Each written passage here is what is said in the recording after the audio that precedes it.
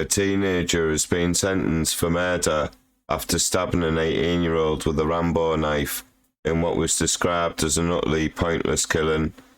Charles Hartle of Station Road, Stanley, 18, stabbed teenager Noah Smedley to death with a fatal blow to the heart in Ilkeston during last year's Christmas holidays. He was given a minimum term of 19 years and 132 days by the judge at Derby Crown Court at trial, which lasted 2 weeks. The defendant, who appeared in the dock wearing glasses, a dark suit and white shirt, and bit his nails, showed no emotion as he was sentenced for the killing.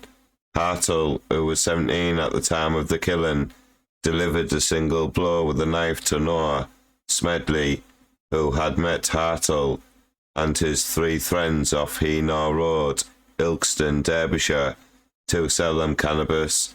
The trial heard how Hartle, nicknamed Little C, and 3 friends arranged to meet Mr. Smedley to buy cannabis from him on the evening of December the 28th last year. Hartle had an unhealthy interest in knives. Hartle was convicted of murder at an earlier trial.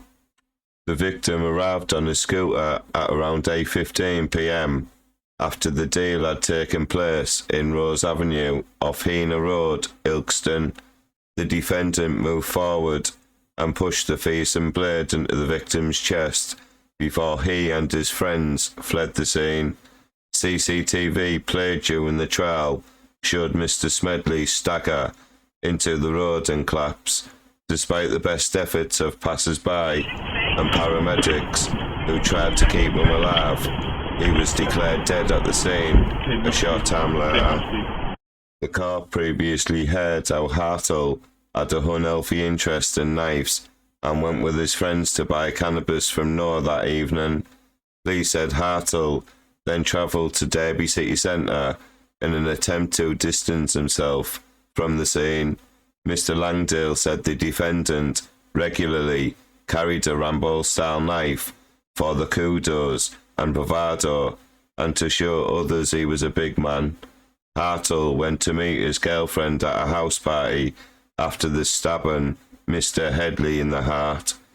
In the hours after Mr. Smedley's murder, Hartle disposed of his clothing, the murder weapon, and phone before eventually handing himself in at Ilkeston Police Station, the force said. At the time of Hartle's conviction, Detective Constable Emma Barnes Marriott, officer in the case, said Noah was an unarmed teenager who was simply meeting with friends on the night Charles Hartle decided to end his life. So is it Charles? Charles, you're currently under arrest on suspicion of murder. You don't have to say anything but marriage offence if you don't mention one question, something which you later rely on in court. Anything you do say may be given in evidence. Necessity for the arrest is for a prompt and effective investigation and to prevent your disappearance, okay? If you want to stand up for me, please, just turn around and face the wall. Put your hands behind your back. Noah did not threaten Hartle and showed nothing but friendliness towards him that evening, and yet he was brutally murdered. Charles Hartle is a callous and calculating young man who has shown no recognition or remorse for taking another teenager's life. He carried a knife with the intention to use it over what appears to be a petty disagreement that only he was aware of, a sense of bravado. I'd like to thank Noah's family for their support during our investigation in the trial. No family should have to go through the ordeal of losing a loved one, especially at such a young age, and to have to relive their last moments at trial is an additional blow that Hartle could have spared them from. Instead, despite overwhelming evidence, he remained silent and refused to take responsibility for Noah's murder. I know that nothing will bring Noah back, but hope that the verdict has proved to his family with some comfort that justice has been done.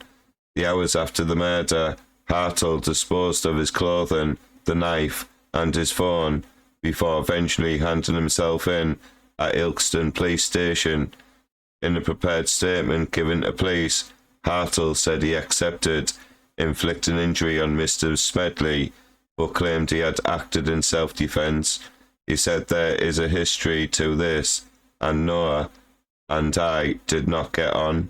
He has, in the past, made numerous threats to me and made disparaging comments. He has threatened me with violence. I was petrified that he was about to lunge at me. In that split second, I instinctively lashed out with the knife I had in self-defense. He chose not to give evidence at his trial. Peter Joyce KC, defending Hartle, told the sentencing hearing his client had been exploited by older males and was deemed 8 weeks before the murder to be a victim of modern slavery. He said he was exploited by older males in and around Derbyshire, often made to sell drugs, and much more of his troublesome behaviour stems from this. He has been enslaved under the evil influence of others. Throughout his entire teenage years, until he committed this offence, he was 17. The authorities knew about him, and the authorities did precisely nothing. Nothing was done by the local authority, the police, the education authority to prevent what happened. This was a very, very troubled child. In a statement after Hartle's sentencing, Mr. Smedley's family said Noah was a beloved member of our family and community, and his loss has left an unfillable void in our lives. He was a shining light full of love, laughter, and joy, and his memory will continue to inspire us. We are heartbroken that he is no longer with us, but we take comfort in knowing that his memory will live on in our hearts. Please like this video, please comment, and don't forget to subscribe. Thank you.